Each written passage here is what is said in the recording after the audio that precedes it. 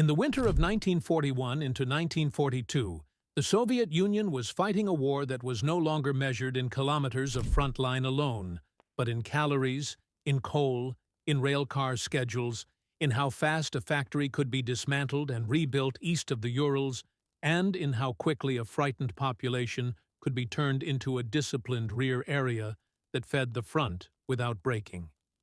The Wehrmacht had come within sight of Moscow. Leningrad was starving behind a tightening ring. Kiev had fallen, then Kharkov, then Rostov-on-Don, then Rostov again. Entire regions were under occupation, and with them, millions of Soviet citizens.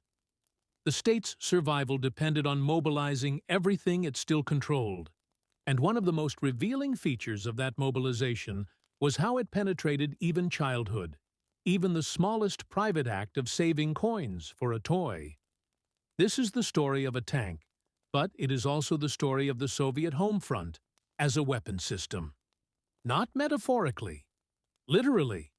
Because in the USSR during the Great Patriotic War, money was not just money, it was a political signal, a morale instrument, and a way for civilians to connect themselves to the battlefield when they could not hold a rifle. Campaigns to raise funds for defense had existed before 1941, but after the German invasion on 22 June 1941, they became mass rituals. Workers pledged to buy war bonds, collective farms sent overplan grain, artists performed for the defense fund, and ordinary people deposited rubles into state accounts earmarked for aircraft squadrons, tank columns, ambulances, and field kitchens. The Soviet press amplified these gestures relentlessly. Not because the Soviet economy depended on private donations to function, wartime production was driven by state planning, forced prioritization, and brutal rationing, but because the act of giving created a psychological contract. The rear promised sacrifice, and the front promised victory. To understand why a child's letter could matter, you have to understand the scale of the catastrophe and the scale of the response. In 1941 and 1942, the USSR relocated an industrial civilization. Thousands of enterprises were evacuated east, often under bombing, loaded onto trains, and reassembled in the Urals, Siberia, and Central Asia. Omsk, deep in Siberia, became one of those places where the war arrived not as tanks on the horizon, but as refugees at the station, as new barracks on the outskirts, as factories running night shifts, as ration cards, as the constant presence of uniforms. Evacuees from the western regions, Belarus, Ukraine, the Smolensk area and beyond, poured into cities like Omsk. They carried stories of occupation, and those stories were not abstract. They were about burned villages, executions, deportations, and a war that had become personal for millions. Smolensk region was one of the early battlefields of 1941. The fighting there in the summer and autumn, and then the occupation that followed, became part of the Soviet narrative of suffering and resistance. Families who escaped did so with whatever they could carry. For a child, displacement was not a strategic event.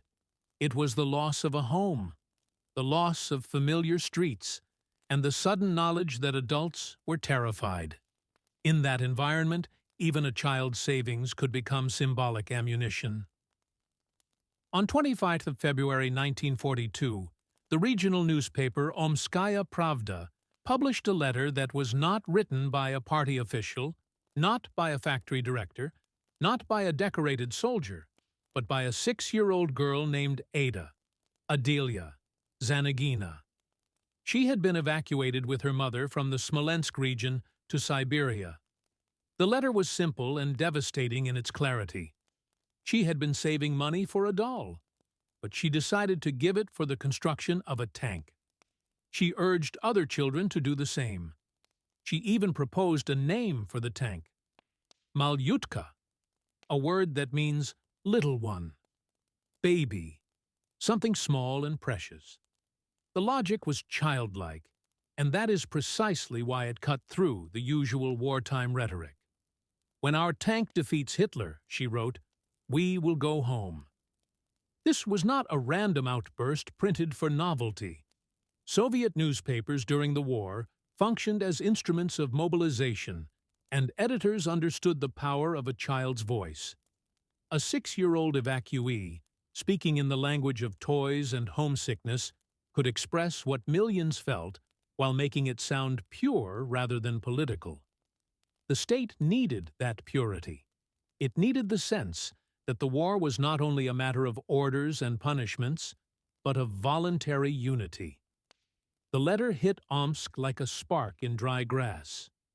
Children responded. They wrote to the editorial office, describing their own longing to return to their hometowns and offering their own savings.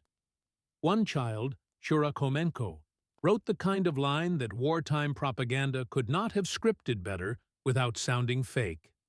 "Let our dads smash the fascists with tanks built with our savings." Behind that sentence is the wartime Soviet family structure.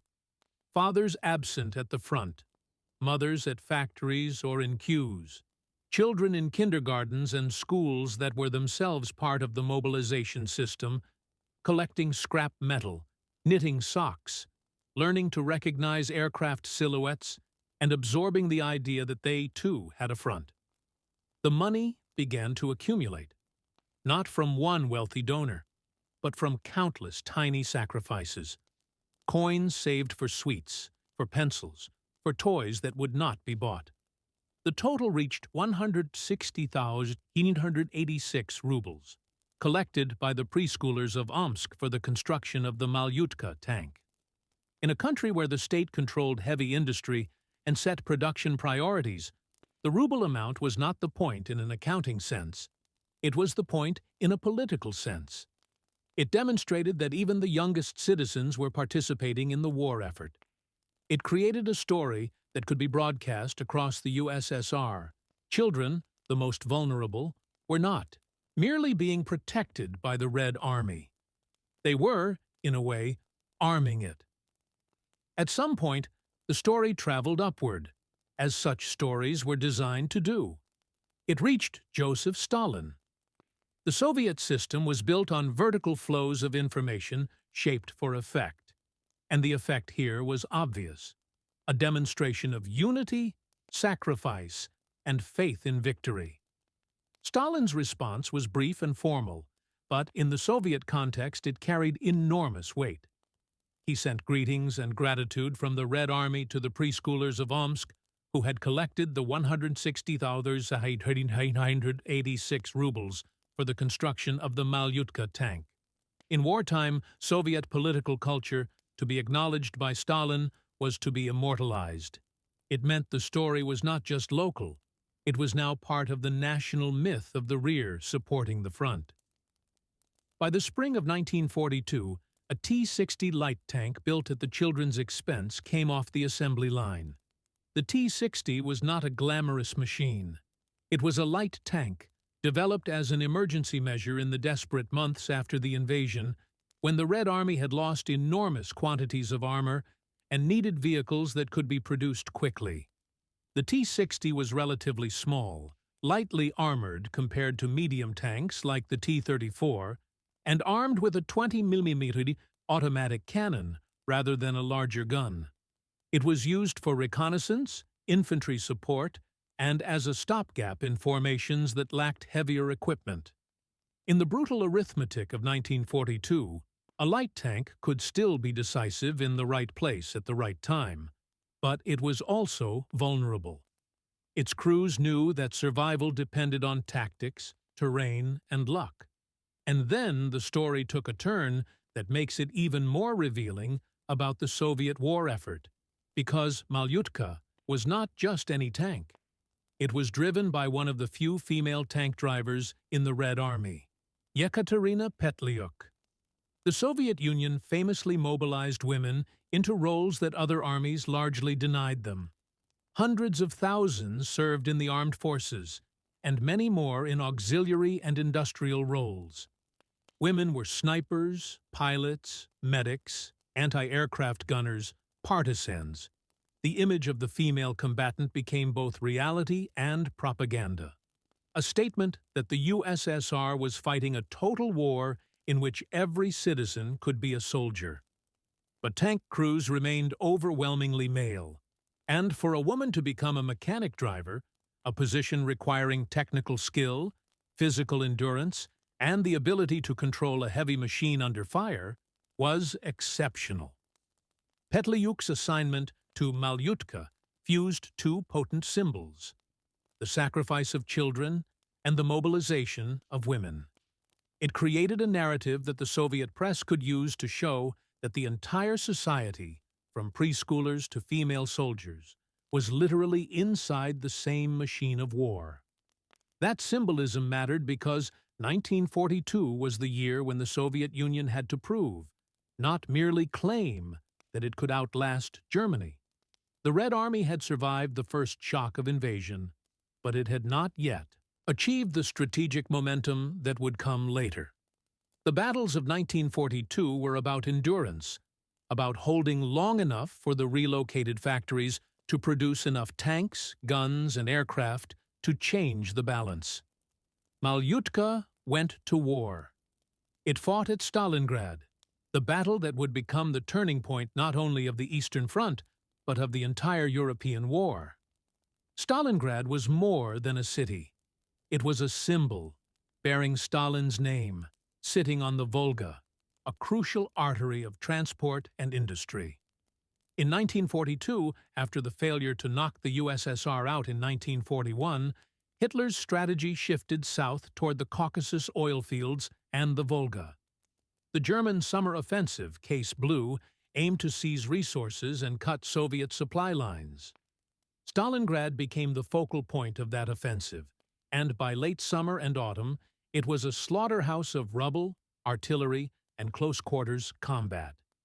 To place a T-60 in Stalingrad is to place it in one of the harshest environments a tank could face. Urban combat reduced visibility, restricted maneuver, and exposed vehicles to anti-tank rifles, mines, grenades, and artillery fired at short range. Light tanks were at particular risk. Yet they were used because they were available, because commanders needed armor support for infantry, and because in the Soviet system, the front could not wait for the perfect machine. It fought with what it had. Petliuk, as the mechanic driver, would have lived in the cramped, vibrating metal interior, handling the controls while the world outside was a blur of smoke and shattered masonry. The driver's job was not just to move forward.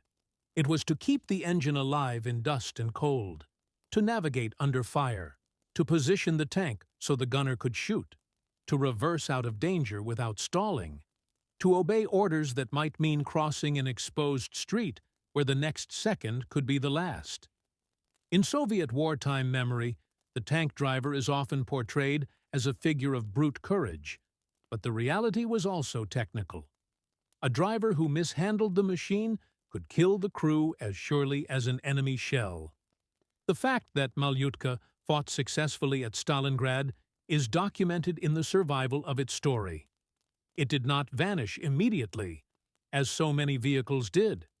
Stalingrad consumed entire armies, and the Soviet victory there, sealed by Operation Uranus in November 1942, when Soviet forces encircled the German Sixth Army, shifted the strategic initiative. But victory did not mean safety. The war continued with relentless violence through 1943 and beyond.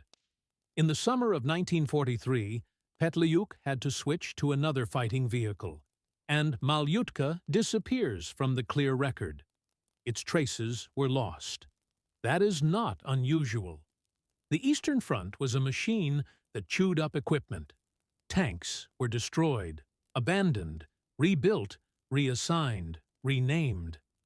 Records were incomplete, especially in the chaos of battle and rapid advances. Yet the story did not end with disappearance. According to some reports, Malutka may have made it as far as Prague, or even Berlin, Whether or not those reports can be confirmed with the precision historians would prefer, the very existence of such claims shows how wartime objects became vessels for post-war imagination. If the tank built by children survived to the end, then the children's sacrifice had a direct line to the final triumph. The deeper context here is the Soviet practice of linking civilian contributions to specific pieces of military hardware. During the war, there were tank columns and air squadrons named after factories, collective farms, Komsomol organizations, and even individuals. The most famous example is probably Maria Oktyabrskaya, who in 1941 sold possessions and raised money to fund a T-34 tank, insisting she be allowed to drive it herself. She became a driver mechanic and died of wounds in 1944.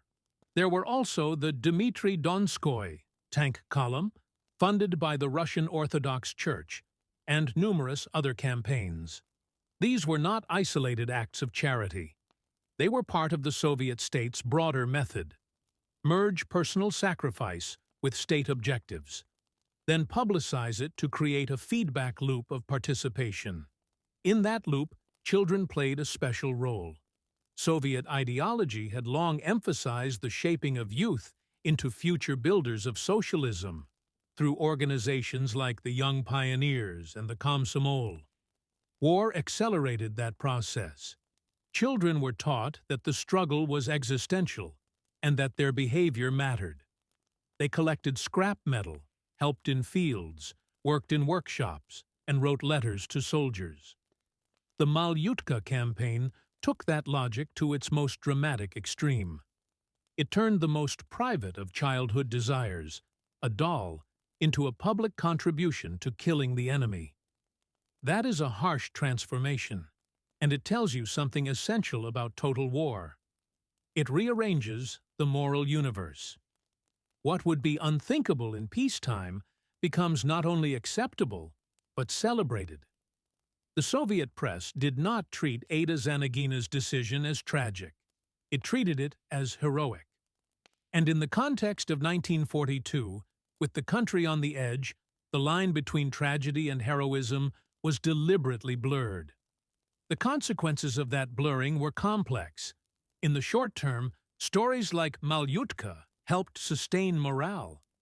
They created a narrative that the USSR was united, that everyone was contributing, that victory was not only possible but inevitable because even children were invested in it. That mattered in a society under enormous strain, where hunger, grief, and exhaustion could have undermined the war effort. In the long term, however, the same stories contributed to a post-war culture in which sacrifice was normalized and even demanded, and where the state's right to mobilize private life was rarely questioned. When a child gives up a doll for a tank, it is moving and admirable. But it also reveals a society in which the boundary between personal and political had collapsed. The war ended in 1945 with Soviet troops in Berlin, but the Soviet Union emerged devastated. Tens of millions were dead. Cities were in ruins. The demographic scars were deep. Missing fathers, broken families, displaced populations. The victory narrative became the central legitimizing myth of the post-war Soviet state. It was repeated in schools, parades, films, and museums. The story of Malutka, however, did not remain continuously visible. Like many wartime episodes, it faded into archives and old newspapers as the country moved into Reconstruction, then into the Cold War, then into the stagnation of later decades. The tank itself was gone, its metal likely melted down or left on some forgotten battlefield. Ada Zanagina grew up. Yekaterina Petliuk continued her life after the war. The connection between them, forged by that machine, became a ghost story of the home front. And then, 30 years after victory, the past resurfaced in a way that shows how Soviet memory worked. In 1975, the USSR marked the 30th anniversary of the defeat of Nazi Germany with massive commemorations. The mid-1970s were the Brezhnev era, a time when the Great Patriotic War was elevated even more strongly into the core of Soviet identity. Veterans were honored, monuments were built, and wartime stories were repackaged for a new generation that had not experienced the fighting. It was in this context that Omsk schoolchildren, digging through old newspapers, found the letter from little Ada. The discovery was not just a cute archival moment. It was a collision between generations. Children of the 1970s encountering the wartime childhood of 1942. Those schoolchildren were captivated. They decided to organize a meeting between Adelia Zanagina and Yekaterina Petliuk, the two mistresses of the tank, one who helped fund it as a child, the other who drove it as a soldier. The meeting took place on 19th May 1975 in Omsk. The date matters because it situates the event in that anniversary year when the Soviet state was actively curating memory. Yet the meeting also had a human authenticity that propaganda alone cannot manufacture. It brought together two lives that had intersected through a machine built for war, a machine named Little One, by a 6-year-old who wanted to go home. Think about what that meeting represents. It is not simply a reunion. It is a demonstration of how wartime mobilization created long chains of meaning. A child's letter became a public campaign. The campaign became a tank. The tank became a combat vehicle in the most famous battle of the war. The driver became a symbol of female participation in combat. The tank then vanished into the fog of war, but the story survived in paper. Decades later, children found that paper and used it to reconstruct a link between past and present. That is how Soviet historical consciousness often functioned, through artifacts, anniversaries, and the deliberate act of remembering as a civic duty. The Malutka story also forces a more analytical question. What was the real effect of these fundraising campaigns on Soviet military capacity? A T-60 tank was not cheap, but the Soviet state was producing thousands of armored vehicles through centralized planning, and its ability to do so depended primarily on industrial output, labor discipline, and material supply, not on voluntary cash contributions. The rubles collected by Omsk preschoolers were meaningful, but the state ultimately controlled the conversion of money into steel, engines, and ammunition. In a command economy under wartime conditions, money functioned less as a market mechanism and more as a tool of allocation and accounting. The Defense Fund campaigns therefore had a dual nature. They provided real resources to the state, but their greatest value was social and political. They created buy-in. They turned civilians into stakeholders. They gave people a sense of agency in a war that otherwise reduced them to ration cards and casualty lists. That sense of agency mattered because the Soviet rear was under immense pressure. Evacuation meant overcrowding, shortages, and the challenge of integrating millions of displaced people into new communities. Omsk, like other Siberian cities, had to absorb evacuees while supporting industrial expansion. Schools and kindergartens operated under strain. Food was rationed. Winter was harsh. In that environment, the idea that children could build a tank was a way of transforming helplessness into action. It offered a narrative of control. We are not just waiting for the front to save us. We are sending the front a weapon.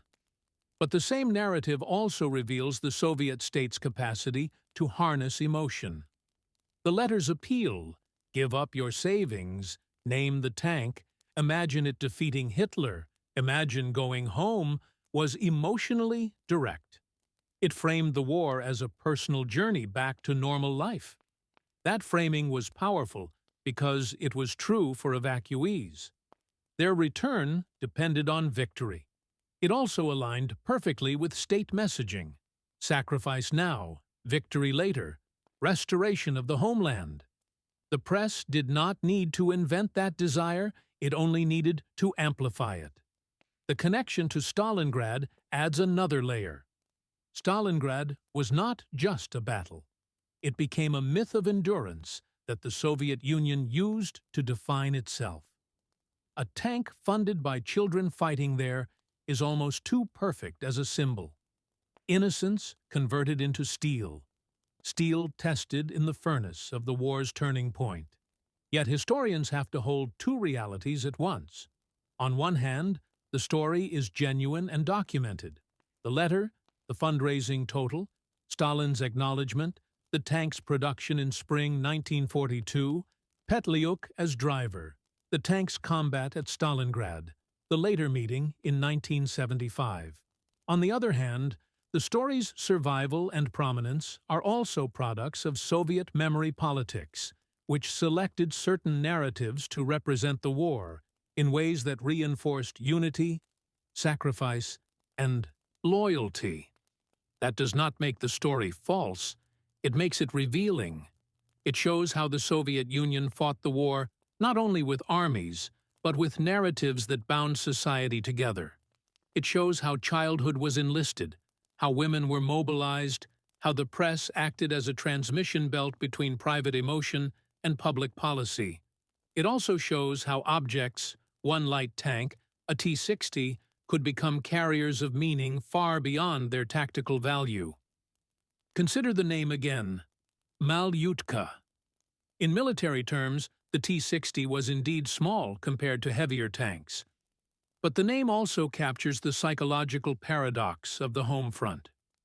The tank is a machine designed to kill, yet it is named with a word used for a baby. That tension is the essence of total war.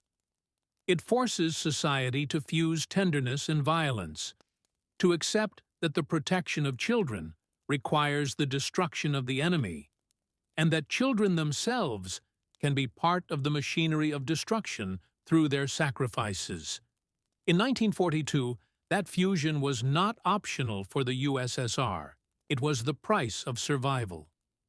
Yekaterina Petliuk's role deepens the paradox. A woman driving a tank named Little One, funded by preschoolers in the ruins of Stalingrad, is not just an anecdote.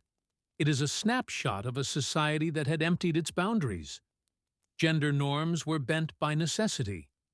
Childhood was politicized by necessity. The rear and the front were connected by necessity. The Soviet Union did these things because it was fighting an enemy that had invaded with genocidal intent, and because defeat would likely have meant the destruction of the Soviet state and catastrophe for millions more. The moral intensity of that situation explains why the story resonated then, and why it still resonates now. After the war, the USSR rebuilt and then entered decades of confrontation with the West. The Great Patriotic War remained the foundational narrative, used to justify sacrifices in peacetime and to claim moral authority in the Cold War. In that context, stories like Malutka served as proof that the Soviet system could inspire collective action.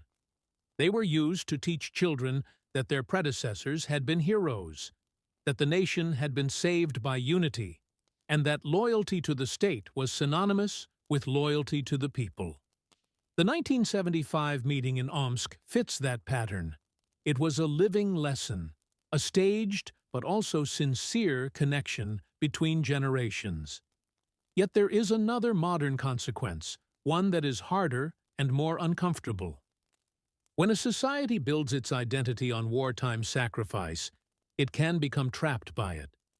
The memory of unity can be used to demand conformity. The celebration of mobilization can make it easier for leaders to call for new mobilizations. The line, "When our tank defeats Hitler, we will go home," is heartbreaking because it is both hopeful and conditional. Home depends on victory, and victory depends on sacrifice. In the Soviet case, that logic did not end in 1945. It became a template for how the state spoke to its citizens for decades, and echoes of that template can still be felt in how post-Soviet societies talk about war, patriotism, and duty. The Malutka tank itself is gone, its steel absorbed into the anonymous mass of history. But the mechanism that created it, the conversion of private life into state power through narrative, pressure, and genuine belief, did not disappear. The story survives because it captures something true about the Soviet war experience. The home front was not a background. It was a second front, organized through newspapers, committees, schools, factories, and the constant insistence that everyone, even a 6-year-old evacuee, had a role to play. The takeaway is not simply that Soviet kids raised money to build a tank.